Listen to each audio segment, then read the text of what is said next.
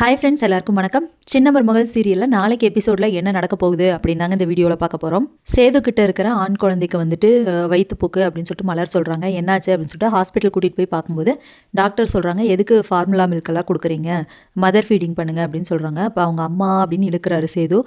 இப்போ இந்த 2-3 நாளாக கொடுத்துருப்பீங்களா அப்படின்னு சொல்லும்போது, ஆமாம் அவள் வேறு இடத்துல இருக்கா அப்படின்னு சொல்கிறாங்க. அப்போ அவங்களுக்கு வந்துட்டு டாக்டருக்கே இவங்களுக்குள்ள ஏதோ பிரச்சனை அப்படிங்கிறது புரிஞ்சிருது. ஸோ இந்த நேரத்தில் கோபத்தெல்லாம் பார்க்காம குழந்தையோட ஹெல்த்துக்கு எது நல்லதோ அதை மட்டும் பாருங்க அப்படின்னு சொல்லிட்டு, நான் இப்போதைக்கு மருந்து தரேன், அதுக்கப்புறம் உங்கள் இஷ்டம் அப்படின்னு சொல்லிடுறாங்க. இப்போ குழந்தைக்கு வந்துட்டு அவங்க அம்மா ஒரு 2-3 நாளைக்கு பால் கொடுத்தாங்க அப்படின்னா குழந்தை ஃபுல்லாக க்யூர் ஆயிரும் அப்படின்னு சொல்கிறாங்க. சரின்ட்டு வீட்டுக்கு வந்துடுறாங்க. வந்ததுக்கப்புறம் யோசிச்சுட்டு இருக்காங்க. அப்போ மலர் வந்துட்டு மறுபடியும் குழந்தைக்கு உடம்பு சரியில்லாமல் போச்சு அப்படின்னு சொல்கிறாங்க. அப்போ அவங்க வீட்டில் இருக்கிறவங்க வந்துட்டு என்ன பண்ணுறது அப்படின்னு யோசிக்கும்போது, நீ முதல் போயிட்டு தமிழ்ச்செல்வி கிட்ட கொடு அப்படின்னு சொல்கிறாங்க. அப்போது ஃபோன் பண்ணி எங்கே இருக்காங்கன்னு கேளு மாமா அப்படின்னு சொல்லிட்டு கருப்பு கிட்ட சொல்கிறாங்க. அப்போ கருப்பு வந்துட்டு தமிழ்ச்செல்வியோட அம்மாவுக்கு ஃபோன் பண்ணுறாங்க. ஃபோன் பண்ணிட்டு இந்தா மாப்பிள்ள நீயே பேசு அப்படின்னு சொல்லிட்டு சேது கிட்ட கொடுத்துறாங்க. அவரும் திட்டிட்டு எங்கே இருக்கீங்க அப்படின்னு சொல்லிட்டு கேட்கும்போது, காலேஜில் இருக்கோம், தமிழ் இங்கே தான் இருக்கா அப்படின்னு சொல்கிறாங்க. சரி நாங்கள் அங்கே வரோம் அப்படின்னு சொல்லிட்டு சேது அங்கே போகிறாங்க. அங்கே போயிட்டு குழந்தைய வந்துட்டு தமிழ்ச்செல்வியோட அம்மா கிட்ட கொடுக்குறாங்க. அவங்களும் கொண்டு போய் தமிழ்ச்செல்வி கிட்ட கொடுக்குறாங்க. இப்படி குழந்தைக்கு உடம்பு சரியில்லை, அதனால ஃபீட் பண்ண சொன்னாங்கங்கிறது விஷயத்த சொல்கிறாங்க. தமிழ்ச்செல்வி வாங்கிட்டு எக்ஸாம் எழுதிட்டு அப்படியே குழந்தைய பார்த்துக்கிறாங்க.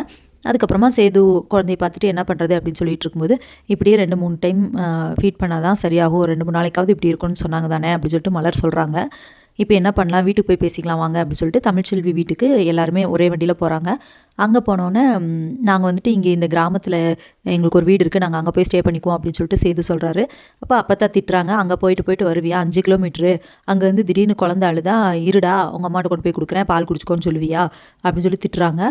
அதெல்லாம் முடியாது, நாங்கள் இங்கே ஸ்டே பண்ண மாட்டோம் அப்படின்னு சொல்லிட்டு சேது போயிடுறாரு. அப்படி போய் அங்கே இருக்கும்போது திடீர்னு குழந்தை அழுகுது. திருப்பி அங்கேருந்து இங்கே வராங்க. அப்போ வந்தவுடனே அன்டைமில் ஆயிடுது. அப்போ திட்டுறாங்க, நான் தான் சொன்னேன்ல, சொல்ல கேட்காம இப்படி குழந்தைய தூக்கிட்டு போயிட்டு ஏன்டா அந்த குழந்தைய போட்டு இப்படி கஷ்டப்படுத்துற அப்படின்னு சொல்லிட்டு திட்டுறாங்க. உங்களோட கோவத்தெல்லாம் கொஞ்சம் தள்ளி வச்சுட்டு குழந்தைக்காக யோசிங்க அப்படின்னு சொல்லிட்டு திட்டுறாங்க. அப்போ சேதுவும் யோசிச்சுட்டு, சரி நான் குழந்தைக்காக இங்கே இருக்கேன், ஆனால் வீட்டுக்குள்ளெல்லாம் வரமாட்டேன், நான் இங்கேயே ஒரு வாரமாக ஸ்டே பண்ணிக்கிறேன் அப்படின்னு சொல்கிறாரு. நீ என்னமோ பண்ணு அப்படின்னு சொல்லிட்டு தான் போயிடுறாங்க. இப்போ அந்த வீட்டிலேயே வெளியே ஒரு கட்டில் போடுங்கன்னு சொல்லிட்டு வெளியே உட்காந்துருக்காரு. குழந்தைய மட்டும் அவங்கக்கிட்ட கொடுத்துட்டு, அப்புறமா வந்துட்டு திடீர்னு மழை வர மாதிரி இருக்குது. தான் வந்துட்டு சொல்கிறாங்க, என்னமோ உள்ளே வரமாட்டேன்னு சொன்னேன் அப்படின்னு சொல்லிட்டு கேட்குறாங்க. ஆமாம் மழை பெஞ்சாலும் நான் வரமாட்டேன் அப்படின்னு சொல்லிட்டு சேது சொல்கிறாரு. பார்க்கலாம் நீ என்ன செய்கிறேன்னு அப்படின்னு சொல்லிட்டு தான் சொல்கிறாங்க. அப்போ குழந்தை வந்துட்டு ஃபீட் பண்ணதுக்கப்புறமா கொண்டு வந்து குழந்தைய தமிழ்ச்செல்வியிட்டிருந்து வாங்கிட்டு வந்து சேதுக்கிட்ட கொடுக்குறாங்க. இப்போ சேது குழந்தைய கையில் வச்சுட்டு இருக்கும்போது மழை வருது. ஸோ வேறு வழி இல்லாமல் அவர் வீட்டுக்குள்ளேயும் வந்துடுறாரு. அப்போ தான் கேட்குறாங்க, என்னமோ வரமாட்டேன்னு சொன்னால் இப்போ பாரு குழந்தைக்காக நீ வந்து தான் ஆகணும் அப்படின்னு சொல்கிறாங்க. அப்போ இந்த விஷயம் வந்துட்டு அங்கே எல்லாத்துக்குமே தெரிஞ்சிருது, அதாவது ஈஸ்வரி எல்லாத்துக்குமே தெரிஞ்சிருது சேது வந்துட்டு தமிழ்ச்செல்வி வீட்டில் தான் ஸ்டே பண்ணியிருக்காரு அப்படிங்கிற விஷயம். இதை கேட்டு ஐஸ்வர்யா செம டென்ஷன் ஆயிடுறாங்க. ஏன்னா ஆல்ரெடி அவங்க இப்படி சொல்லியிருந்தாங்க இல்லையா, அப்படி ஏதோ அங்கே எல்லாம் ஸ்டே பண்ணாருன்னா அவ்வளோதான் நான் செம டென்ஷன் ஆயிடுவேன் அப்படின்னு சொல்லியிருந்தாங்க. ஸோ இப்போ இந்த விஷயத்தை கேட்டு, என்ன ஆண்டி இப்படிலாம் நடக்குது அப்படின்னு சொல்கிறாங்க. அப்போ ஈஸ்வரி வந்துட்டு இதை சும்மாவே விடக்கூடாது, வா போய் கேட்கலாம் அப்படின்னு சொல்லிட்டு ராஜாங்கத்துக்கிட்ட சொல்கிறாங்க. இது என்னது, அவளை தான் வேணான்னு வெட்டி விட்டாச்சுல, திரும்ப அவள் வீட்டில் போய் ஸ்டே பண்ணியிருந்தா இது என்ன அர்த்தம் அப்படின்னு சொல்லிட்டு கேட்குறாங்க. அப்போது ராஜாங்கம் சொல்கிறாரு, அவன் ஒன்றும் ஆசைப்பட்டு ஒன்றும் அப்படி அங்கே போய் இருக்கல, குழந்தைக்காக தானே அந்த முடிவு எடுத்திருக்கான், பரவாயில்ல குழந்தைக்காக என்ன வேணாலும் செய்யலாம் அப்படின்னு சொல்லிடுறாரு. அப்போது இதை கேட்டுட்டு டென்ஷன் ஆயிடுறாங்க ஈஸ்வரி. அவங்களும் தனியாக வந்துட்டு இதை இப்படியே விடக்கூடாது, ஏதாவது பண்ணணும், குழந்தைன்னு இவனை அப்படியே அந்த பக்கம் போயிடுவான் போல தெரியுது அப்படின்னு சொல்லி பேசுகிறாங்க. இப்போ ஐஸ்வர்யாவும் என்ன ஆண்டி அப்படின்னு சொல்கிறாங்க.